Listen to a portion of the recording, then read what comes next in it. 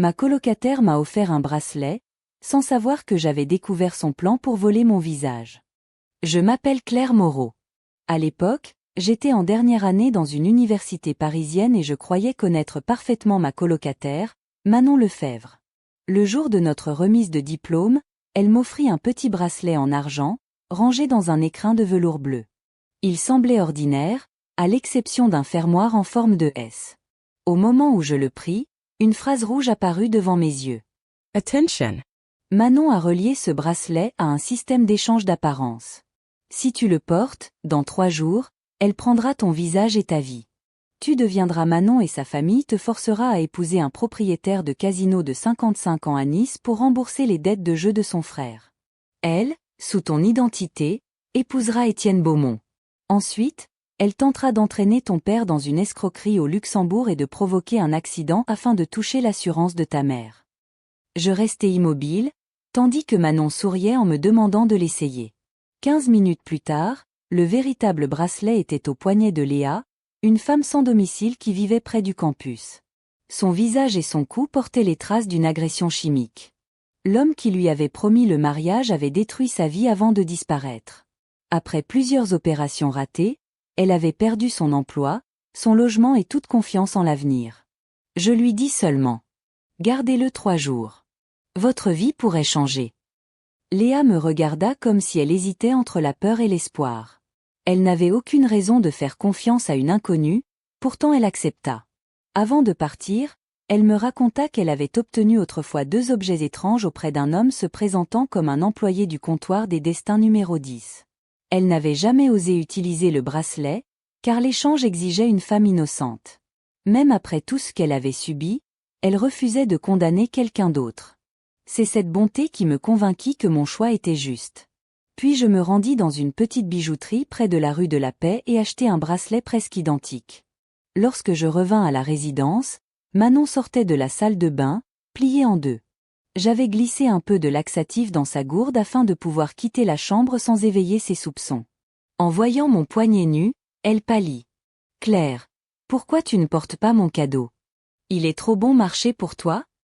Je lui montrai la copie. « Je n'arrive pas à fermer le fermoir seul. Aide-moi. » Soulagée, elle s'empressa de l'attacher. Son sourire disait qu'elle se croyait déjà victorieuse.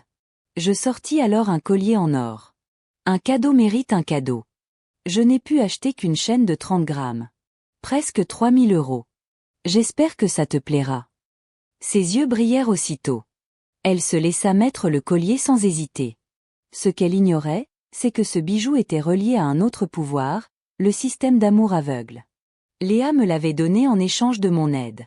Une fois activé, il condamnait la personne qui le portait à aimer follement le premier homme dont elle verrait la photographie. Le lien ne pouvait être brisé qu'au prix d'une condition presque impossible. Je lui montrai rapidement la photo de Benoît, un ancien voisin de Léa. C'était un menteur, un voleur et un escroc qui profitait des femmes fragiles. Son apparence était si particulière que Léa le surnommait « le poisson-lune ». « Pourquoi tu me montres cet homme ?» demanda Manon. Mauvaise photo. Je voulais te montrer une vidéo drôle. Elle haussa les épaules et admira son collier dans le miroir. Je lus sur ses lèvres ce qu'elle murmurait. Un bracelet à 10 € contre 3000 € d'or. Claire est vraiment stupide. Dans 3 jours, tout ce qu'elle possède sera à moi.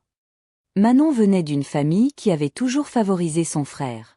Celui-ci avait accumulé des dettes dans les casinos du sud de la France. Pour le sauver, ses parents voulaient marier leur fille à un homme beaucoup plus âgé. Si elle m'avait demandé de l'aide, j'aurais pu lui trouver un avocat et la sortir de cette situation. Mon père connaissait des magistrats spécialisés dans les mariages forcés et ma mère soutenait plusieurs associations de protection des femmes. Un simple appel aurait suffi pour éloigner Manon de sa famille et faire examiner les comptes de son frère. Mais elle ne voulait pas être sauvée. Elle trouvait injuste que je sois aimée, que mes parents me soutiennent et qu'Étienne me traite comme son égal. Au lieu de construire sa propre vie, elle avait choisi de prendre la mienne, puis d'écarter tous ceux capables de découvrir la substitution. À partir de cet instant, je ne la considérais plus comme une amie égarée, mais comme une menace consciente. À ce moment-là, Étienne m'appela depuis l'aéroport. Nous étions ensemble depuis 4 ans. Sa famille dirigeait un important groupe hôtelier et immobilier. Il partait quelques jours à Londres et n'avait que quelques minutes avant l'embarquement. Pourtant, je restais volontairement une demi-heure sur le balcon. Je voulais rendre Manon encore plus jalouse. Plus elle me détesterait, plus elle chercherait d'autres moyens de m'attaquer. Et si je découvrais l'origine de ces systèmes, je pourrais l'empêcher de recommencer. À mon retour, elle força un sourire. 4 ans ensemble et vous vous comportez encore comme des jeunes mariés. Qu'est-ce qu'Étienne peut bien te trouver? À part ton visage, tu n'as rien d'exceptionnel. Elle n'aurait jamais osé parler ainsi auparavant. Elle se croyait protégée par le bracelet. Je touchai doucement ma joue. Je vais prendre ça pour un compliment. Après tout, ce visage est précisément celui dont tu rêves. Son expression se durcit. J'ajoutai avec un sourire. Étienne vient de me demander en mariage. Nous fixerons la date le mois prochain. Tu viendras, bien sûr. Comme je sais que tu as des problèmes d'argent, tu n'auras pas besoin d'apporter de cadeaux. Manon explosa. De quel droit acceptes-tu sa demande? Elle prononça le prénom d'Étienne avec une intimité qui ne laissait aucun doute. Pourquoi cela te dérange-t-il autant? Ne me dis pas que tu es amoureuse de mon fiancé. Elle se reprit aussitôt. N'importe quoi. Je pense seulement à ton avenir. Tes parents ne t'ont pas envoyé à l'université pour que tu deviennes femme au foyer. Puis elle se souvint que, selon son plan, ce serait bientôt elle qui entrerait dans la famille Beaumont. Son ton changea. Enfin, même femme au foyer chez les Beaumont, ce serait mieux que la vie de la plupart des gens. Je jouais le jeu. C'est vrai. Étienne a déjà placé 500 000 € dans notre fonds de mariage et il m'a offert un appartement avec vue sur la Seine. Demain, sa mère m'emmène place Vendôme choisir mes bijoux. À côté de tout ça, ton bracelet paraît vraiment modeste. Mes futurs beaux-parents me conseilleront peut-être de m'éloigner de toi, par peur que tu viennes réclamer de l'argent. Manon tremblai terai. J'avais obtenu ce que je voulais. Cette nuit-là, à 1 heure du matin, je l'entendis quitter la résidence. Je la suivis jusqu'à un bosquet derrière les installations sportives. Une jeune femme l'attendait. Son visage ressemblait presque exactement au mien, sauf pour un petit grain de beauté en forme de larme près de l'œil. « Hélène, je n'en peux plus !» cria Manon. « Pourquoi le système met-il 3 jours? Vous n'avez rien d'immédiat ?» Hélène sourit calmement et sortit une capsule. « Voici le système du sauveur. La personne liée deviendra incapable de refuser de l'aide à quelqu'un qui pleure ou supplie, même si cela la détruit. Le prix est de 20 années de vie. 20 ans? Le système d'échange ne m'a coûté que mon amitié avec Claire. Tu peux payer avec ton amour, mais il faudra encore attendre 3 jours. Or tu veux la faire souffrir tout de suite. Et puis, tu es destiné à vivre 108 ans. Même après le paiement, tu en vivras 88. Manon rit. Si longue? Alors prenez les 20 ans. Tourmenter Claire est le plus grand plaisir de ma vie. Hélène et lui donna la capsule. Mets-la dans une boisson. Dès qu'elle la boira, le système la reconnaîtra comme propriétaire. Elle posa ensuite 2 doigts sur le front de Manon. Une brume rouge, presque transparente, s'éleva de son corps avant de disparaître entre les arbres. Manon vacilla, puis se redressa comme si rien ne s'était passé. Je compris alors que le comptoir ne vendait pas ces objets contre de l'argent ordinaire. Il prélevait ce que les clients avaient de plus précieux. Leurs années, leur amour, leurs liens ou peut-être même leur humanité. Je rentrai avant elle et me glissai sous mes couvertures quelques secondes avant que la porte ne s'ouvre. Cette nuit-là, je ne dormis presque pas. Je savais désormais où Manon trouvait ses armes, mais j'ignorais encore pourquoi Hélène portait mon visage. Le lendemain matin, Manon acheta 2 grands thés au lait identiques. Il y avait une promotion. J'en ai pris un sans sucre pour toi. Normalement, j'aurais refusé. Cette fois, je pris le gobelet. Au moment d'y planter la paille, je criai. Un cafard. Je lançai ma lampe vers la porte. Manon tourna la tête. En 1 seconde, j'échangeai les 2 boissons. Lorsque je terminai mon gobelet, elle retint difficilement son rire et but le sien pour cacher sa joie. Quelques minutes plus tard, nous entendîmes pleurer dans la chambre d'en face. Sophie, une étudiante en chimie sans ressources, avait laissé tomber son dernier billet de 50 € dans les toilettes. Je n'ai toujours pas trouvé de travail. C'était tout ce qui me restait, sanglotait-elle. Y regardai Manon. Pauvre Sophie. Tu pourrais récupérer le billet pour elle. Manon voulut refuser, mais son corps bougea avant sa volonté. Elle plongea la main dans la cuvette et chercha pendant 2 longues minutes. Je levai le pouce. Quelle générosité. Tu mérites la médaille de la meilleure citoyenne de Paris. Le visage blême de colère, elle répondit malgré elle. Tant que je peux aider quelqu'un, je suis prête à tout. Je décidai de prendre cette déclaration au sérieux. Je l'emmenai de chambre en chambre. Chaque fois qu'une personne demandait de l'aide, Manon obéissait. Avant 10 heures du soir, elle avait nettoyé des dizaines de sanitaires, attrapé des souris, porté des cartons, lavé des chaussures, aidé une étudiante blessée et cherché un chat sous la pluie. Elle avait aussi donné son repas à un étudiant affamé, prêté son manteau à une jeune femme fiévreuse et passé 1 heure à rédiger le CV d'un garçon qu'elle méprisait habituellement. Chaque fois que ses yeux criaient qu'elle voulait fuir, sa bouche promettait encore davantage. Les habitants de la résidence commencèrent à la féliciter. Certains la filmèrent même en parlant d'une transformation miraculeuse. Plus on l'admirait, plus elle semblait humiliée, car cette réputation de sainte était née du piège qu'elle m'avait destiné. Je n'éprouvais aucune culpabilité. Elle avait acheté ce système pour me forcer à me sacrifier à sa place. Je ne faisais que lui permettre d'en découvrir les effets. Épuisée, elle fouilla la poubelle et retrouva les gobelets. Tu les as échangés, n'est-ce pas? Je pris un air innocent. Pourquoi les aurais-je échangés? Ils étaient différents? Tu avais mis quelque chose dans le mien? Elle n'osa pas répondre. À 1 heure du matin, elle retourna voir Hélène. Votre système est défectueux. Je veux être remboursée. Helen la visagea. Tu as simplement bu la mauvaise boisson. Le système fonctionne parfaitement. Manon tenta encore de l'accuser, mais le regard d'Hélène la fit reculer. Comment le retirer? Demanda-t-elle enfin. 30 années de vie. Et souviens-toi, chaque personne n'a droit qu'à 3 transactions avec le comptoir des destins numéro 10. Ce sera ta dernière. Manon hesita. Elle voulait continuer à me nuire, mais refusait de vivre sous l'emprise du système. Elle finit par dire. Retirez-le. Dans 36 heures, je prendrai de toute façon la place de Claire. Ainsi, elle sacrifia 50 années de sa vie sans m'avoir fait le moindre mal. Elle ne vivrait plus jusqu'à 108 ans, mais seulement jusqu'à 58. Le lendemain, il ne restait que 5 minutes avant l'activation du bracelet. Manon avait cessé de faire semblant. Claire, tu ignores encore ce qui va arriver. Dans 5 minutes, je deviendrai toi. J'épouserai Étienne, j'aurai ton argent et ta famille. Toi, tu iras à Nice payer les dettes de mon frère. Ton erreur a été d'être meilleure que moi dans tous les domaines. Je gardai le silence. Elle poursuivit, grisée par sa victoire. Après l'échange, si tu cours nu autour du stade, je demanderai à Étienne de te donner 20 000 euros. Tu pourras peut-être échapper au mariage. Je posai devant elle le reçu de la bijouterie. Un reçu pour un bracelet en argent? Et alors? Puis elle comprit. Je montrai mon poignet. Il ressemble beaucoup au tien, non? Où est mon bracelet? Souffla-t-elle. Je pris un miroir. Tu vas le découvrir. Lorsque le compte à rebours atteignit 0, l'air de la chambre devint glacial.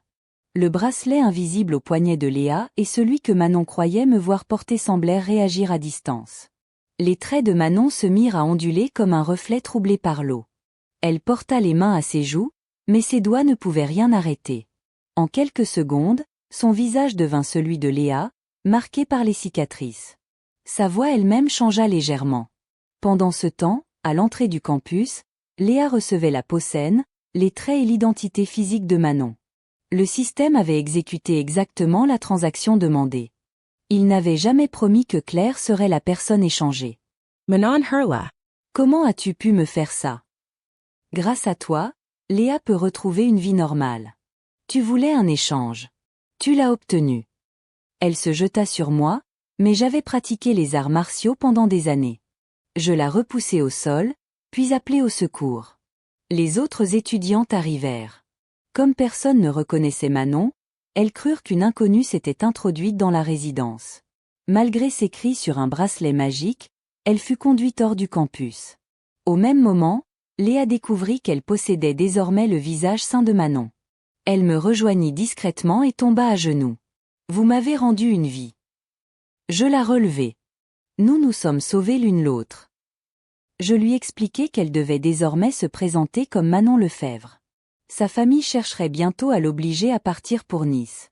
J'avais déjà contacté une avocate spécialisée dans les violences familiales. Elle l'aiderait à obtenir une ordonnance de protection, à dénoncer les dettes imposées par son frère et à rompre légalement avec eux. Léa eut peur de voler l'existence d'une autre personne. Je lui rappelai que Manon avait elle-même engagé l'échange et abandonné son identité comme une monnaie de transaction. Léa, au contraire, n'utiliserait cette nouvelle apparence que pour survivre et reconstruire ce qu'on lui avait arraché. Elle promit de ne jamais reproduire la cruauté dont elle avait été victime. Après cela, elle pourrait recommencer ailleurs, avec un métier, une adresse et un nom que personne ne lui enlèverait. Pour la mettre en sécurité, je l'installai dans une ancienne maison de ma famille en périphérie de Paris. Sur le chemin du retour, quelqu'un saisit ma cheville dans l'obscurité. C'était Manon. Claire, je reconnais mes erreurs. Aide-moi à récupérer mon visage. Tu as encore tes propres transactions avec le comptoir. Je serai ta servante toute ma vie. Je lui posai la question qui me hantait. Pourquoi Hélène a-t-elle exactement mon visage? Les employés du comptoir peuvent choisir leur apparence. Elle t'a trouvé jolie. Il existe des millions de femmes à Paris. Pourquoi moi? Manon baissa les yeux. Je lui promis assez d'argent pour vivre si elle disait la vérité, mais elle resta silencieuse. Soudain, des pas retentirent derrière moi. Manon éclata de rire. Je ne voulais pas être sauvée. Je te retenais jusqu'à l'arrivée de quelqu'un qui te déteste encore plus que moi. Hélène apparut sous un lampadaire. Manon déclara que j'avais autrefois poussé ma propre sœur dans un étang afin de garder tout l'amour de mes parents. Selon elle, j'avais ensuite perdu la mémoire en me cognant la tête sur une pierre. J'avais effectivement une cicatrice derrière le crâne, et pendant un instant, le doute me traversa. Manon se tourna vers Hélène. Vous avez promis une transaction supplémentaire si je vous amenais Claire. Je veux le système de transfert de souffrance. Je donne 10 années de ma vie. Qu'elle ressente tout ce que je subis. Puis elle me lança. Les employés du comptoir n'ont pas le droit de lier eux-mêmes un système. Sans cette règle, Hélène t'aurait détruite depuis longtemps. Je regardai Hélène droit dans les yeux. Si je vous ai réellement fait du mal, j'accepte d'en répondre. Je fermai les yeux pendant que Manon activait le système. Mais je ne ressentis aucune douleur. Lorsque je les rouvris, Hélène me regardait avec tendresse. Manon riait encore, persuadée d'avoir gagné. Une seconde plus tard, Hélène la projeta au sol d'un coup de pied. Imbécile. Si je n'avais pas eu besoin de toi pour lier un système à mon enfant, je t'aurais arrêté depuis longtemps. Elle prit ma main. Claire, je ne suis pas ta sœur. Je suis ton arrière-arrière-grand-mère, Hélène Moreau. Elle m'expliqua qu'au cours d'une période de guerre, alors qu'elle mourait de faim, le comptoir des destins numéro 10 l'avait recueillie. Le propriétaire de l'époque lui avait offert de vivre, à condition de servir le comptoir et d'apprendre ses règles. Avec les décennies, elle était devenue gardienne, puis maîtresse des lieux. Elle avait acquis des pouvoirs et protégé secrètement notre famille pendant des générations. Elle avait détourné des accidents, fait apparaître des rencontres providentielles et averti certains moraux dans leurs rêves. Pourtant, les règles lui interdisaient d'intervenir directement dans les décisions humaines. Elle pouvait ouvrir une porte, jamais forcer quelqu'un à la franchir. Voilà pourquoi elle avait dû me prévenir sans affronter Manon à ma place. Notre ressemblance venait simplement du sang des Moreau. J'avais déjà vu son nom autrefois sur notre arbre généalogique. 5 jours plus tôt, Manon avait trouvé le comptoir et demandé un moyen de voler ma vie. Un autre employé avait commencé la transaction, mais dès qu'Hélène avait entendu mon nom, elle avait pris le dossier. C'était elle qui avait fait apparaître l'avertissement devant mes yeux. Elle avait aussi inventé l'histoire de la sœur noyée pour me conduire jusqu'à elle. Je me jetai dans ses bras. C'était vous qui me protégiez? Tu es mon enfant, même après plusieurs générations. Comment aurais-je pu te laisser tomber? Mais tu as été plus habile que je l'espérais. Tu as offert le bracelet à Léa, retourné le système du sauveur contre Manon et lui a fait perdre 50 années de vie. Manon comprit alors qu'elle avait été manipulée depuis le début. Je vais me plaindre au propriétaire du comptoir. Hurla-t-elle. Hélène éclata de rire. Tu comptes te plaindre à moi de moi-même? Je suis la propriétaire actuelle du comptoir numéro 10. Manon tomba à genoux et demanda pardon. Hélène resta froide. Je t'ai donné plusieurs occasions. Lors de ta dernière transaction, tu aurais pu demander ton visage, de l'argent ou une nouvelle vie. Tu as préféré utiliser tes dernières années pour faire souffrir Claire. Tu vivras donc avec les conséquences de tes choix. Puis elle caressa doucement mon front. Le système lié à Claire n'est pas un transfert de douleur. C'est un système de bonne fortune, mon cadeau de bienvenue. Les règles m'interdisaient de le lui donner directement. J'avais besoin d'un intermédiaire. Une légère odeur de fleurs d'oranger se répandit autour de nous. Le temps d'Hélène dans le monde humain était terminé. Sa silhouette disparut progressivement dans une lumière pâle. Manon continua de me supplier, mais je refusai. Elle ne regrettait pas ses actes. Elle regrettait seulement d'avoir échoué. 3 jours s'étaient écoulés depuis qu'elle avait regardé la photographie de Benoît. Le système d'amour aveugle s'activa. Dès qu'elle le vit, elle tomba follement amoureuse de lui. Benoît, lui, ne ressentait que du dégoût. Pourtant, Manon le suivit partout et lui donna tout l'argent qu'elle parvenait à obtenir. Son destin n'aurait jamais dû être celui-là. Si elle m'avait demandé de l'aide dès le début, j'aurais pu la protéger de sa famille, des dettes de son frère et du mariage forcé. Mais elle ne voulait pas seulement échapper à sa vie. Elle voulait voler la mienne. 1 an plus tard, Étienne et moi nous sommes mariés dans un petit château de la vallée de la Loire. Je lui avais raconté presque toute l'histoire. Il ne comprenait pas les systèmes ni le comptoir, mais il ne se moqua jamais de moi. Il se contenta de prendre ma main et de dire que, surnaturel ou non, quelqu'un avait essayé de me voler ma vie et que nous construirions désormais la nôtre ensemble. Le jour du mariage, une fleur d'oranger était posée sur mon siège alors que personne ne savait comment elle était arrivée là. Je compris immédiatement qui nous envoyait sa bénédiction. Léa, vivant légalement sous l'identité de Manon Lefebvre, avait gagné son procès contre l'ancienne famille de Manon. Libérée de toute obligation, elle avait ouvert une boutique de fleurs à Lyon. Pour la première fois depuis des années, elle pouvait marcher dans la rue sans cacher son visage. Mes parents étaient en sécurité. Grâce aux informations que j'avais transmises, la police financière avait découvert l'escroquerie prévue au Luxembourg avant qu'elle ne commence.